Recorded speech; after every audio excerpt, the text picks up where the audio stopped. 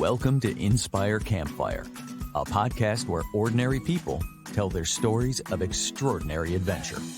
These are campfire stories meant to inspire the rest of us to light the fire within, get outside, follow our dreams, and return to tell our own stories. Ready? Let's strike the match.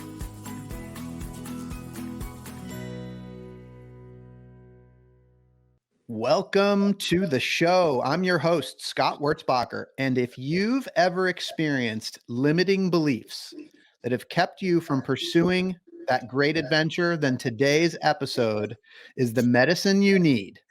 Our guests are Alfredo Aliaga, his daughter Anabel Aliaga-Buchenau, and Julian Coiner, who just recently returned from a quest to set a new world record that would make Alfredo, at age 92, the oldest person to hike the Grand Canyon from rim to rim. Their hike, which took place in October, covered 24 miles in 21 hours. No more excuses, folks. Alfredo and his team achieved their goal, reminding the rest of us that it's never too late to go after your dreams. Now, to introduce our guests, we have Alfredo, who was born in Spain and spent most of his life living and raising his two children in Berlin, where he still lives today. He's no stranger to adventure, and the Grand Canyon is just one of many. Anabel, his daughter, was born in Germany, but now calls Charlotte, North Carolina home, where she's a PhD and educator at the University of North Carolina at Charlotte. She now raises two adventurous kids of her own. And Julian Coiner, the glue that brought us all together today. Julian and I immediately connected as he too is a real estate professional / adventurer. Julian has learned to couple his passions by selling real estate in both the Zion area of Utah and the beautiful island of Kauai in Hawaii. Julian has hiked the Grand Canyon rim to rim countless times, making him the perfect person to join this expedition. Get ready to be inspired, friends. Alfredo, Anabel, and Julian, welcome to the campfire. Thank you. Aloha. Thank you very much. This is such an awesome story. You guys have gotten media coverage. It's an incredible story. And Julian, I want to start with you being the glue that brought us together. Can you just give us an overview of what just happened? You know, it's just amazing. Alfredo is the most inspiring person I know on this planet, along with my wife's former, or her grandmother who just passed away at 98 and a half. And, you know, this all came together. Those guys were already doing it. I was an outsider. I'm nobody. I was, you know, I'm on the Facebook group Rim to Rim Club, and a friend of mine saw their story and immediately tagged me and said, hey, these guys need some witnesses to go to make sure that they can prove that this 92-year-old went rim to rim in 2 days. And I'm going, 92? I've hiked people across the Grand Canyon that are like 20, 25. They can't even halfway down. They're complaining and everything else. So he sent it to me, and I immediately told him, hey, I'm doing a half Ironman in Tempe, Arizona at the same time. There's no way I can do it. So I kind of just put it away for a couple days, and I said, you know what? I've got to go. There's no way I can't go. You know, that was my 50th time going across. So I have much experience. And I said, 92-year-old, Mindy's grandmother was 98 and a half. He's gonna need a voice of fun to get him across this Grand Canyon. And actually, you know, I know you're just starting this, but my favorite part of this whole trip was when Anabel kept asking him, do this. And, you know, Alfredo really, he'd listen, but not really. But we sat down halfway down the canyon, and Anabel says, do this. And I said, no, do this, Alfredo. And he goes, okay. He goes, when Julian says it, I do it.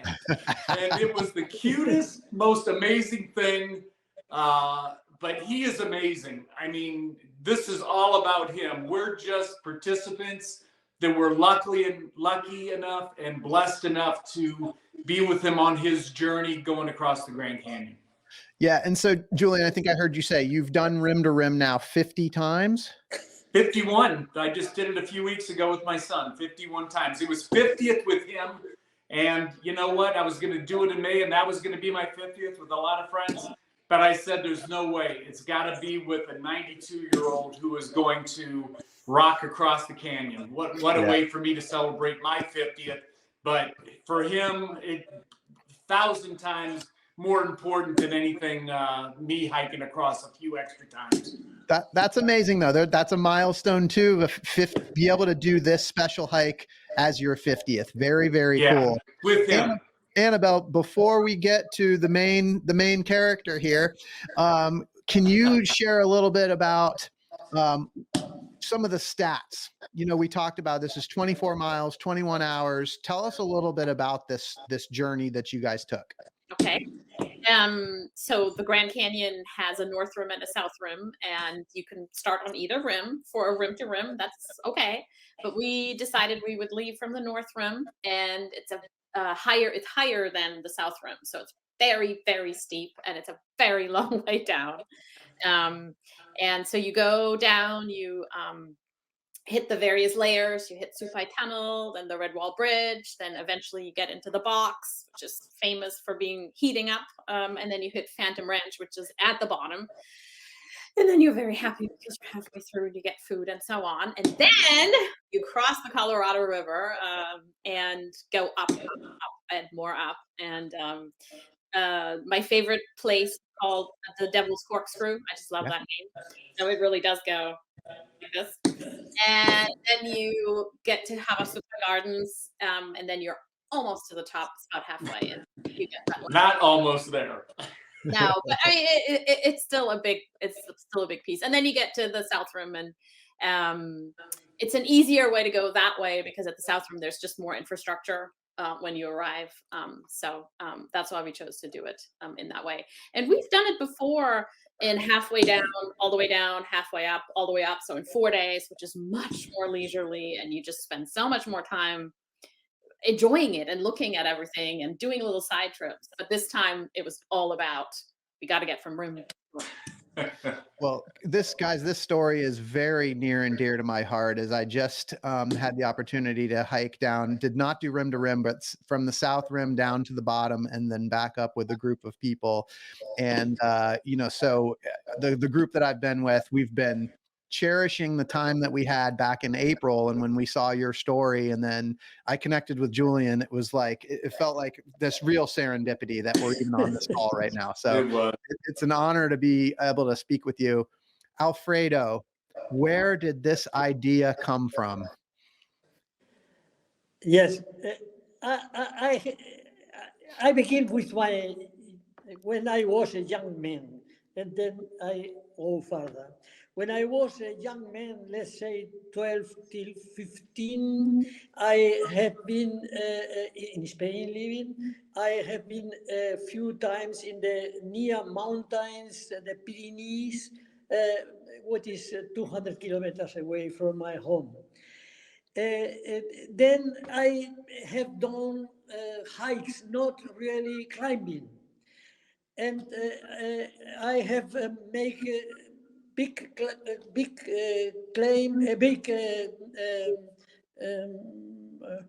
long hikes like the Central Pyrenees in one time, and all the peaks more than 3,000 meter high, we made it about 1 month.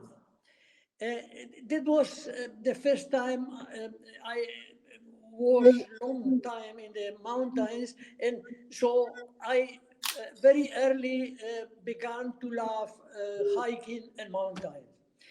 That was a very difficult time in Spain because we have always only hunger, very time of poverty, but we could get some money from the government, and so we could go to the mountains and make things like that.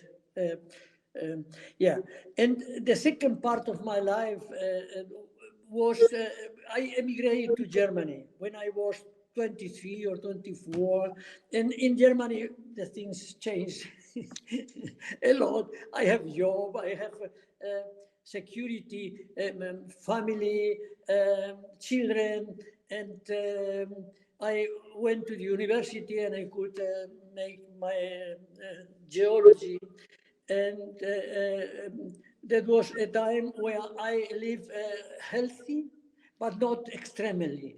But I make a lot of hikes, bicycle with bike, let's say 3,000 kilometers with 10 and the bike with my wife, Ingrid.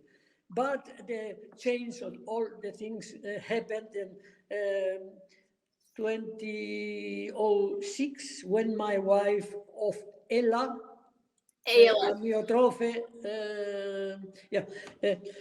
diet, and I have 2 years taking care of her, so I was at the end of my life.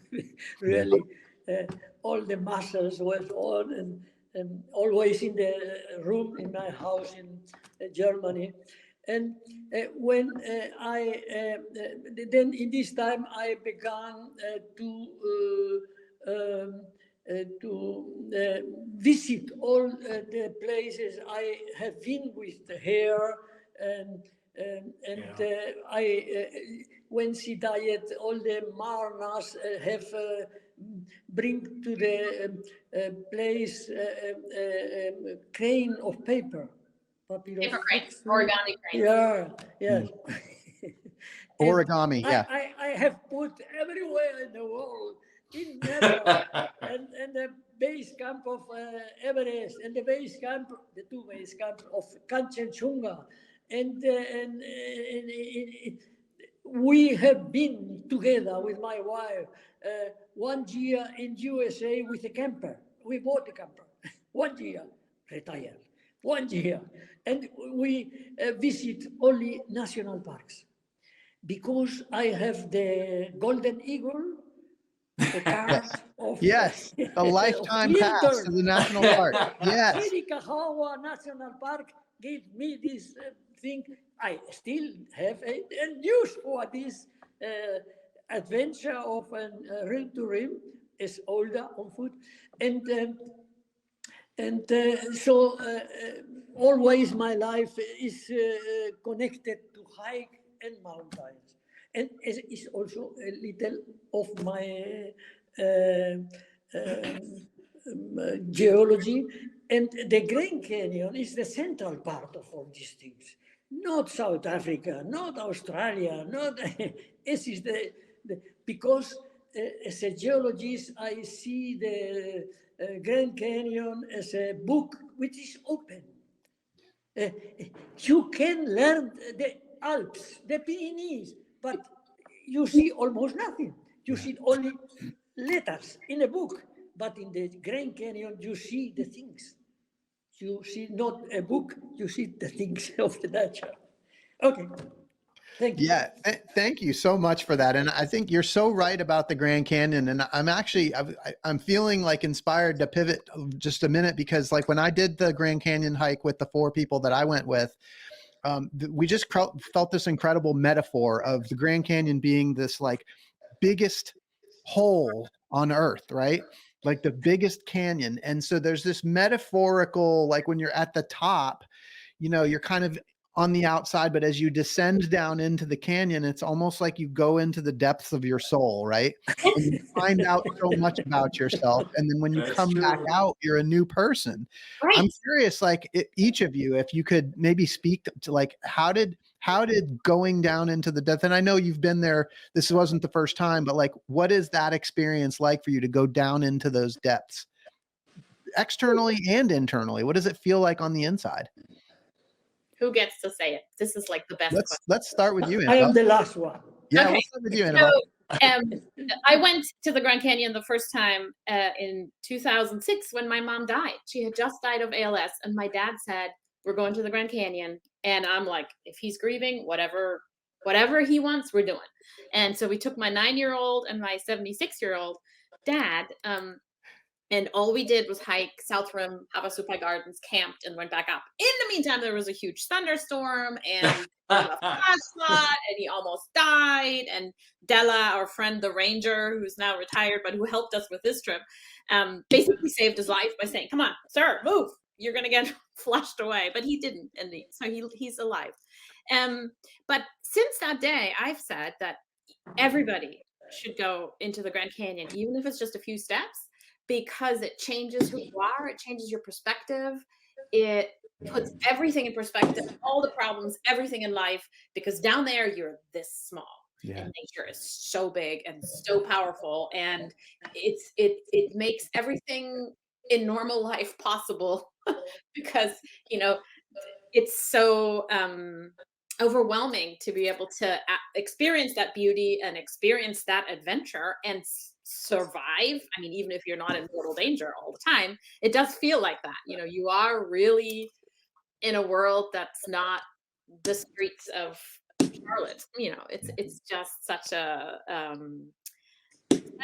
changing. It really changes you. Yeah. So everybody should do it. Yeah. Do you feel like you came out a different person? Every time. You said in my introduction that I'm the chair of my department, and that's a leadership role. It's a lot of responsibility, and I've been in the business for a long time, so I know what it means. And I was really nervous about even applying, or even like stepping up and saying, "Okay, I'll do this." And it is actually, Julian, you'll appreciate this, just before the Devil's Corkscrew, after having been on in the canyon for 3 days. And I thought, I really literally had this thought, if I can do this, of course I can be chair. What am I kidding myself, And I actually, and Alfredo's my witness, this is in October 22, I said to him and my brother and my husband who were there, "Hey guys, you know what? I've decided I will apply." And so here I am. And these days, when things are rough, or when I think, good grief, I can't even go do one more day, I think, come on. Love it. Of course you can. Of course you can. This is it's not a life and death thing. This is just life, like normal. Of course I can. Julian, descending into the Grand Canyon 50 times. Yeah. So for me, it's a world record. It all started for me. But actually, I'd say after the 20th time or whatever, it kind of shifted. You introduced me as a real estate agent adventurer. I'm actually an adventurer who uses real estate to go and do the things that I love. And, I live over by Zion National Park. And, we go back and forth between Kauai and here, but we spend most of our time here. We're 2.5 hours from the North Rim. I fill my heart by inspiring others to go across the Grand Canyon. There are people that have said, "There's no way I can do it." I said, "Do you want to do it?" And they said yes. And actually, the time before Alfredo, I took my friend's wife who just finished chemotherapy, and we had oxygen. And hey, I don't do commercial guiding across there. I do it to fill my heart. And when I see that I might be of use to others going across, just seeing, when you go to either the North or the South Rim and you look across, it's almost like parachuting. The first time you look at it, you think, oh, okay. But then when that morning or the day before you go, you look across, you're like, how can I do this? And, you really have to prepare people and get their mind straight because, the physical is hard enough, but the mental is really where it's at. Like I always tell everybody, the hike doesn't start until the last 5 miles at Manzanita going up the north, or at Supai Gardens going up the south. And that's about 5 miles on each side. That's really where the hike starts because you're exhausted. And then now you got elevation and you really got to have a little fun. And, I always am saying, oh, just around the corner or the Coiner, I say, and they're like, wait a second, you told me the bridge was here. You told me it's here. So a little bit of psychology and trying to, just keep them pushing. I have things called turtling and rabbiting. So when people are kind of dragging a little bit, I might go a little bit ahead. So they see me, but they feel like, oh, I got to keep up with Julian. And then there's other times where I know they're totally spent, but they're trying to go too quick. And I know what's ahead and how much rest they're going to need. And I turtle. I sit back and I slow down. I fake injuries sometimes. Oh, when they say they don't want to stop, but I can tell they really, oh gosh, I've got a cramp. I need to stop. And people come out of the canyon and tell my wife, oh, Julian was really injured. And she just laughs and go, nah, No. he was I turtling. love it. So those are my terms. I'm not sure if You're those like are real the terms or cheerleader. not. You're the Yeah. cheerleader, really. It's funny because, you have a role here to be a witness for this world record. But what I heard you say was that being a witness inside the Grand Canyon fills your heart. Yeah.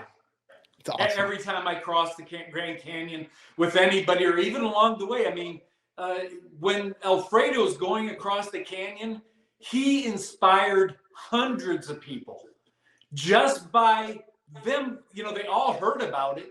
They all wanted to take photos with him. They were inspired. I mean, they were like, my gosh. And I bet there was some that were really exhausted and feeling like, oh, I don't know if I could take another step. He came by and it put a jump in their step. Yeah. Alfredo, let's go to you. This is an extremely taxing physical adventure, and there's a lot of ways to accomplish that, but this one's unique because you're going down into the bottom of this canyon. And I just wonder what that means to you, and what is that inner experience like for you to descend into the canyon and then come back out? Really, I think it is very difficult and very easy to answer this question, because this is a unique situation in our life, to go down and see the wonder of the nature and be so quite near. You are part of this vertical walls and the trails, and that is maybe you are more human, more than you are really. Superhero. You're a superhero. Hero, yes, a little hero, but the really is you are doing something special, which is important for you, I think. And the consequence of this meaning is if I do it, I can maybe motivate other people to do the same thing. Why not? Yeah. What? So you have we gotten an official word from Guinness yet? Okay, so we're still waiting from Guinness to find out whether this has been approved, but you will be the oldest person to do rim to rim. Correct. And I'm just curious, like, how did that as a goal play into this whole thing? Where did that come from, Puppy? Was that your motivation? Yes, the motivation, it is really, we have done with Anabel and Julian and my son from Berlin, we have made it a few times, just the same thing, but we never thought of making a record. We love to do it, and we did it. Yeah. But we read with the tablets that the other man who has made the record, who has the record, has made it, and we were very interested on this thing. We have done it already, but we have not making the preparation, the documentation, and these things. So we were interested on these things, and Julian was Julian Buchenau was which make it public in the Facebook internet, and saying that we want to do this kind of thing Well, with a record. wait. I have to say something. So my dad read about the gentleman who held the record. Well, I should say holds the record until it's official. But we at that point had done it rim to rim in 4 days, like I told you, with my brother in 22, and he was already basically the gentleman before him had done it in 5 days, and he had a doctor with him, and he had like a huge team with him, and we're like, you've already done this, and so my husband then registered him with the Guinness Book to attempt it this past May, actually. And what my dad just said about the Facebook thing, the only reason this got public and we got Julian and Peter is because the government was threatening to shut down. And the fear was, that the Arizona governor had said she would keep the canyon open, but what if there wouldn't be any rangers? And so then the thought was, well, who's going to be our witness, like an official witness, if we don't have rangers on both ends of the backcountry office to say, yep, we saw him here, he did this. And then my husband asked for help on that Facebook group saying, is anybody leaving at that moment who could then sign that they saw him? Never in a million years did we think somebody like Julian and Peter would say, sure, we'll talk with you. And that just blew up because people were so inspired by a 92-year-old doing it. And then the government didn't shut down. Hallelujah. But then by then we had a witness, 2 witnesses. So that's how this happened. So here's what's so cool about the inspiration, right? There was somebody that came before, and the bar that he set inspired y'all to go do this, right? And I've already heard Julian say that when he's 93, he's going for it. The inspiration and the competition is already on. I mean, it's you've already done what you've set out to accomplish, which is really beautiful. I would love to talk about fear, because so much of this podcast is about the fears that stop us from doing these things. Oh, there we go. Julian's got the fear man coming up. So, really eager to hear how fear and doubt might have influenced you, Alfredo. Anabel, I want to start with you though. Like when Dad came up with this idea, like what were you thinking? Oh you're talking to the right person about fear, because I'm somebody who suffers from anxiety anyway.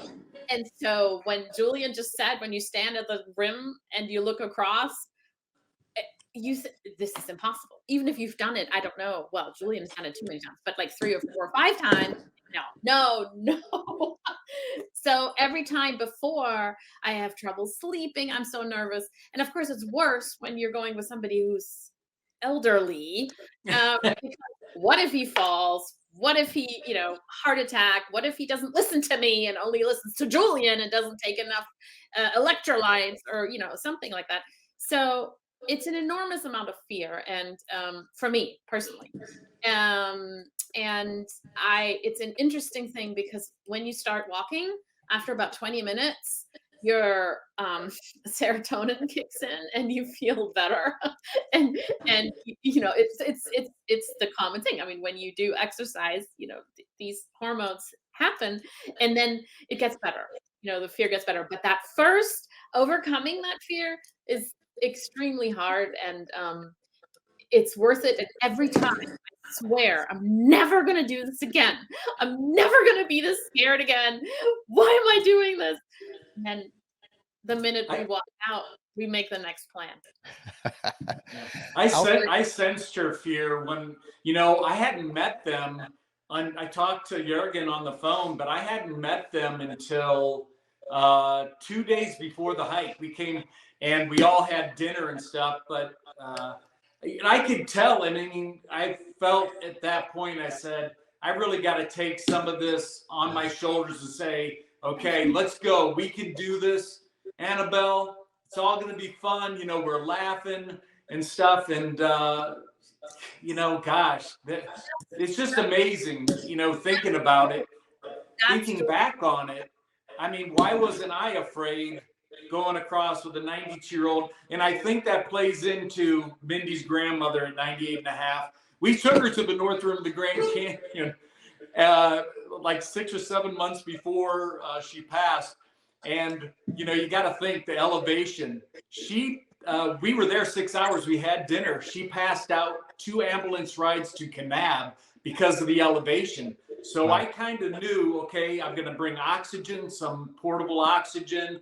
You know, I had a lot of different things. And, you know, I was a lifeguard in Kauai 2 or 3 years. So I kind of learned some things. But I actually bought a book about anything that could happen. So I could immediately go to that and then do what I could do to help him and the family and stuff. So we're just, it's just amazing that we all came together. It was a God wink. I have to talk, Scott, please let me. You ask who Julian was, and that's what he was. He took half of that. So I'm a person who takes responsibility for everything anyways, which is, you know, not necessarily the best trait, but it's what I do.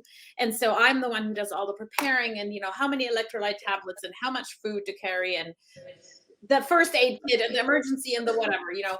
And so when Julian came along, it was half. He took a lot of that burden, you know, and it was just, it was such a relief for me because it's not easy for me to do this either. You know, it's a physical, exhausting, and I mean, I have to make my mind keep going and convince myself I can do this. And usually my dad keeps saying, I'm so worried about him, I don't even worry about myself. And that's what makes it possible for me to do it. And I think there's a piece to that. But when Julian was there, he shouldered half the time. And when he said, when I saw him, he had oxygen and like the things that he's, you know, so it was the best thing in the world for me that he was there. Synchronicity. You guys came together for a reason. Yeah, on the hero's journey, a supernatural aid tends to show up along the way, and it sounds like you guys all came together just like that. Alfredo, can you speak to any fear or doubt that came up for you as you were going through this adventure?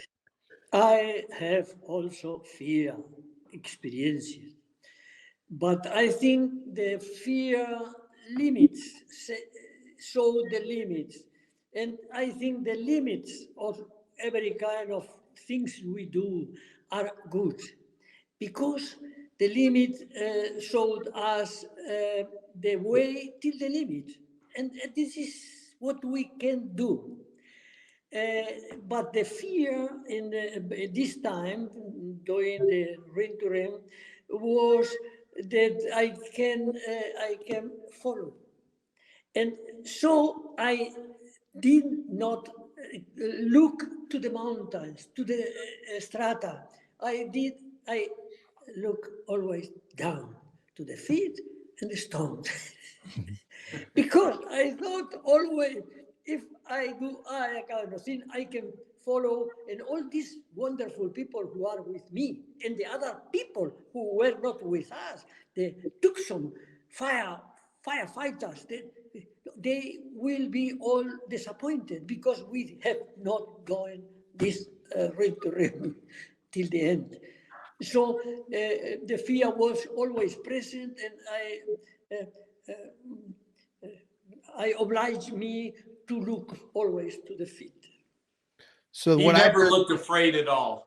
He was the most steady person. You know, when you get up in age, really the balance is the biggest concern. Thank you. But I did see him. His head was down, even though, you know, he is an archaeologist. He'd stop and explain the mountains, the rocks. Even though Anabel's like, okay, let's go. And I'm like, no, okay, yeah, I want to learn some more. And I'm videotaping him because I just thought it was just fascinating stuff that I can use for others as I hike them across. But I'll tell you, I've hiked probably close to 50 people across the canyon also. And he was the most steady.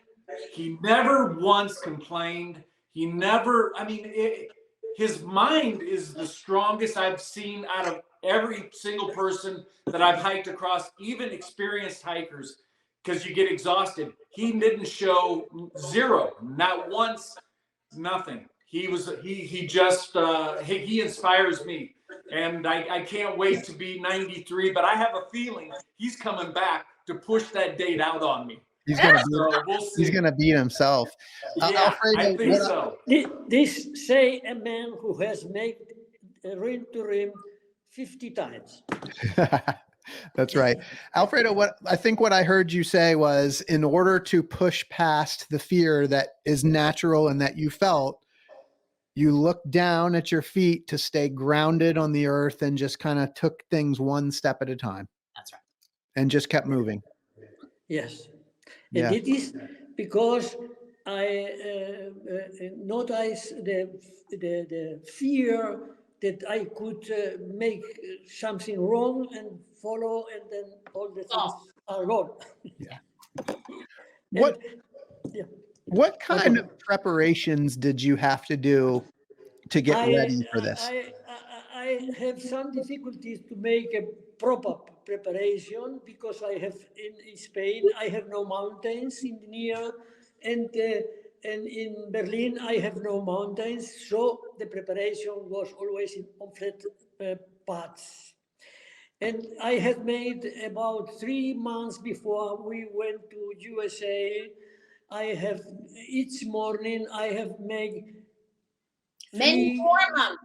You started in January. When? October. Okay, 3 till 4 months. 3 hours of walking with sticks. Every day. Every day, about 8 miles. And and I think this was give me the stamina to do this rim to rim properly as we have done it. Yeah. Alfredo, I read somewhere in some of the media stories, you have kind of a 3-step approach to life, I think maintaining good health. I think this is the most important thing for me, because the one of the publications had put it very, very good. And I think that is the only way I can help people. And this is, I say, I have begun when I retired for 30 years. For 30 years, when I retired, I began to think to live better and hike and bicycle. And I have 3 steps. I thought I should do something, and it was the conclusion of 3 steps in my life. The first one, it is I have to eat healthy food and drink water with it. The second step, what I have done, really, not 100%, but always trying to do it. 30 minutes a day walking round of the corner. Of course, if you have more time, do it more. But 30 minutes, if you do each day of your life, is enough. And the third, and maybe the most important thing, is sleep in the dark of the night. Not in the dark of the night, in the night. 8 hours going all discipline to sleep. Going always the same time to bed, and going out of the bed at the same time. And as I began being almost 70 years old with these things, and I am still old, but happy, healthy. I have no medicine and no illness at all. And happy, and I have a lot of connection to people because they love people who are healthy and happy. And happy. And this is, if I had begun doing these things so late in life, that is consideration for older people. Never is too late. Begin today doing things like these 3 steps. This is the most thing I love in all these conversations. 92 years old, rim to rim, Grand Canyon, and the formula is healthy food and water, exercise 30 minutes a day, and sleep at night. Get the right amount of sleep. I mean, It's simple stuff, you know, but it's amazing. It's amazing. Yes, it is Julian and possible Annabelle, I for mean, all of it. to me, this is such an important point here. I'm just curious if you guys have anything you want to weigh in on with that. Go ahead, Annabelle. I've seen it. I've seen it in action, and I have to say, it's like Alfredo is teaching me and my brother and my husband and everybody how to get old.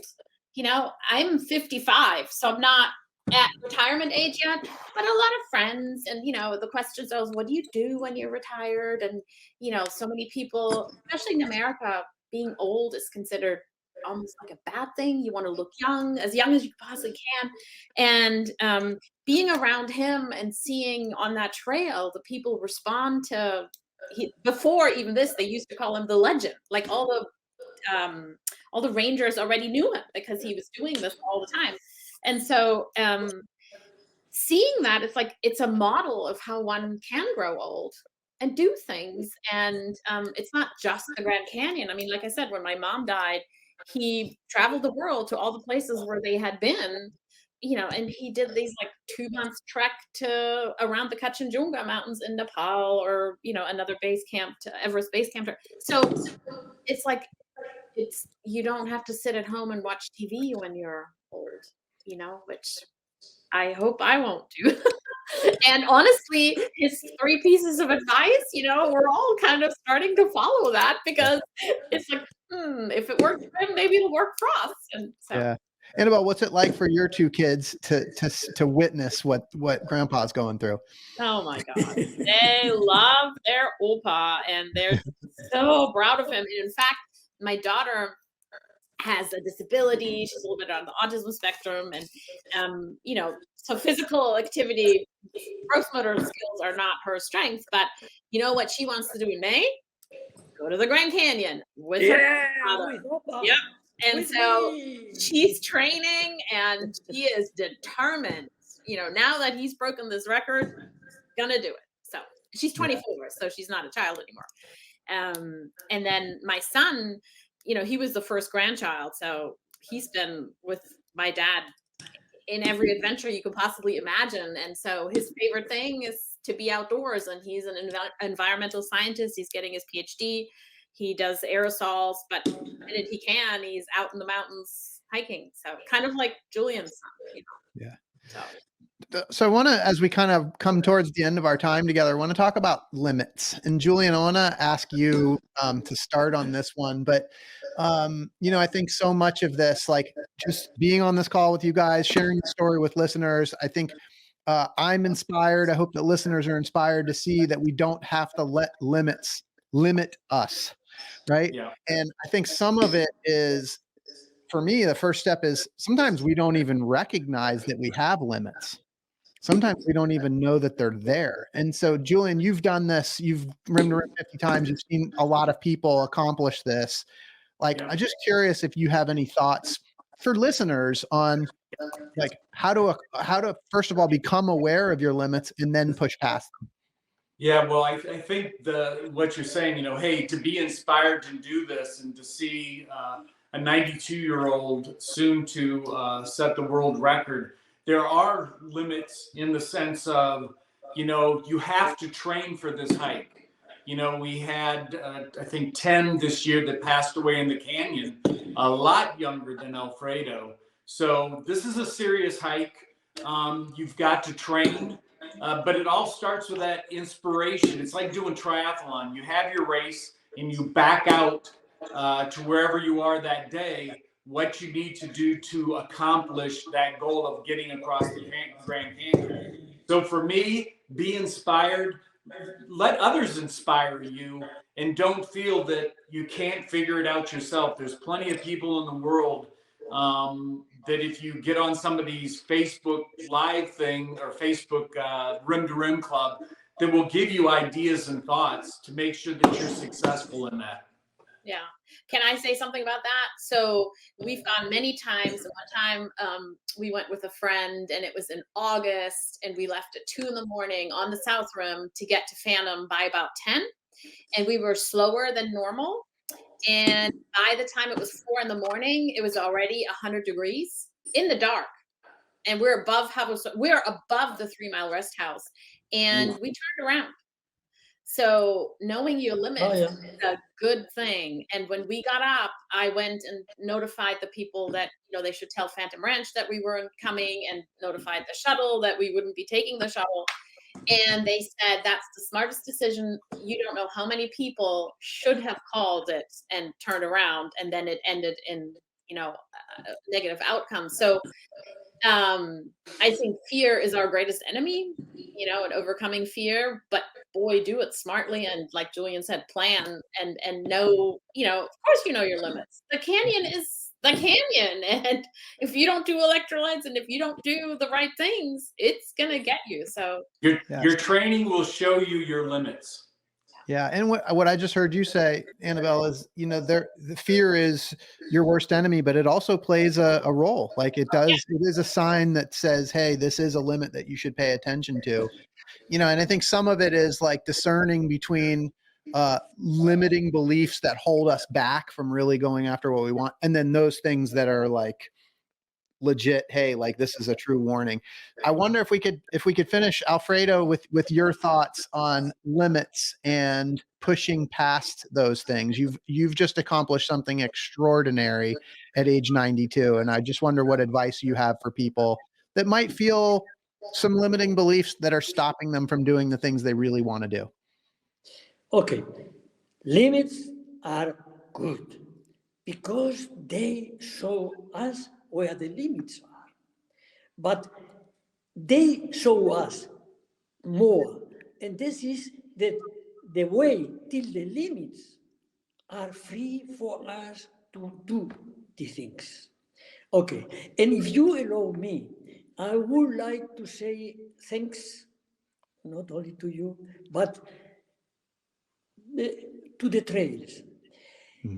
The trails, they are the things that allow us to look at the Grand Canyon not only from the rim. We go down.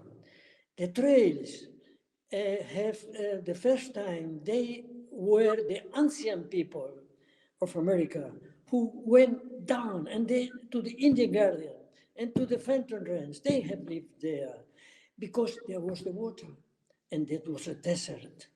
And they use the geological falls debris. These vertical walls, they are broken with the geological falls, and the debris make the best thing to put trails on these paths, on these places. Then my thank is to these people, ancient people. Then the second thanks are the people who make these trails. And the third thank you very much are for the people who are working and maintaining the trails. Thank you. I think we need to add a fourth. We've got diet, food and water, right? We've got exercise, we've got sleep. I just heard gratitude. Yeah. Gratitude. Good thing. 100%. Wonderful. I learned this. Yeah. You guys, so congratulations on this incredible achievement. I'm so thankful that you guys spent some time with me. Before we wrap up, this is such an amazing story. We know that Hollywood is going to pick up on this story at some point. And when they do, I want to know who's going to be the cast of the characters, who are going to be the Hollywood actors that are going to play y'all in this movie about this epic new world record. Me? Okay. I have read it. Yes. I would like to have a man who is called Anthony Quinn, because he made a film, Alexis Sorbas. And he has an American friend who is working with him, but he is a poor miner. And he goes in the mine and to take something of the mine, but it is a big explosion. and the smoke and the stones flow out of the door of the mine. And the American companion said, Alexis, no, Alexis, yeah, okay. And he came all there and said, what do you want? ¿Qué? What do you want? That was for me. I love it. Okay, we got Anthony Green playing Alfredo. Anthony Quinn. Anthony Quinn. Yeah. Anthony Quinn as Alfredo. Dead, no? I don't even know he's alive anymore. Okay? Anabel, who's playing you? Well, I don't know, but I want to give the name to the movie. Can I give the name to the movie? Because I would call it not The Old Man and the Sea like Hemingway. It's The Old Man and the Canyon. Oh, The Old Man in the Canyon. Okay. All right. But I got to have an actress for you, Anabel. You're in this movie. Meryl Streep. Meryl Streep. Awesome. Julian, bring it home. Who's playing you in this movie? Well, hopefully it's me. I'd love to play myself. That's okay. If they're gonna I'm make good it with that. short, Yes, then I can do know that. Julian. But if they have to go to a character, how about Miles Teller from Nice. Top Gun Maverick? He's great. I like him a lot. But my name of the movie is 107 Switchbacks. Yes. Oh, 107 switchbacks. I love it. That's Oh my one God. of those. One can be the title and one's the subtitle. Subtitle. We got it. The whole thing. It's going to be an Oscar winner. I'm sure of it. You guys, thank you so much. For those listening, I hope you've been inspired today as much as I have. I hope Alfredo, Anabel, and Julian's story has encouraged you to listen to the voice inside that calls you to adventure, because we want to hear your story next. If you have a story to tell or just need a nudge to create one, please send me an email. We'd also appreciate it if you'd help us spread the word by leaving a review and sharing or tagging Inspire Campfire in your social media. And until next time, I want to encourage you to get outside. Thank you for listening. Julian, Alfredo, Anabel, thank you so much for being here. Commander, with one thing, it's what I do in my hiking show in Kauai. Take a hike. I love it.